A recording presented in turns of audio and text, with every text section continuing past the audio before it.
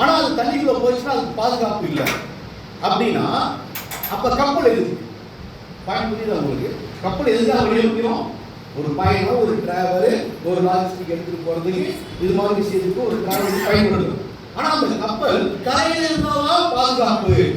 அது தண்ணிக்குள்ள போயிடுச்சுன்னா அது ஆடும், அந்த வயசுக்கு பாதுகாப்பு இல்லை அப்படின்னா கப்பலை உருவாக்குவதே வேஸ்ட். உண்டாங்களா?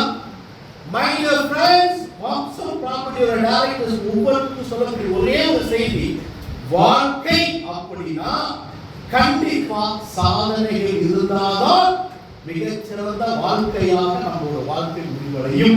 அந்த சாதனை ஒருத்தர் படைப்பாளியாக இருப்பார், கவிதை எழுதுவார், ஒருத்தர் கிரியேட்டிவ் மோட்ல இருப்பார், சிலர் புதிய கண்டுபிடிப்புகள் பண்ணுவாங்க.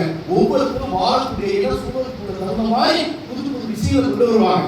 ஆனால் உலகத்தில் இருக்கக்கூடிய அத்தனை பொதுவான ஒரு சாதனை அப்படின்றது எல்லோருமே குடும்பத்திலிருந்து வந்திருக்கும். அந்த குடும்பத்தினுடைய நியாயமான தேவைகள், ஆசைகளை திருப்திப்படுத்துகிற அளவுக்கு ஒரு வருமானத்தை கொடுக்கிறது தான் ஒரு குடும்பத்தினுடைய, ஒரு தலைவனுடைய, ஒரு ஹியூமன் பீயிங்குடைய ஒரு தலைச்சிறந்த சாதனையாக இருக்கும். அப்படிப்பட்ட சாதனையை அடைவதற்கு ஆண்டுகள் பல தேவையில்லை, சில ஆண்டுகளே போதும் என்று தொடர்ந்து 18 ஆண்டுகள் குரல் கொடுத்து கொண்டிருக்கின்ற ஒரே ஒரு ஆர்கனைசேஷன் நம்முடைய வம்சம் ப்ராப்பர்ட்டி.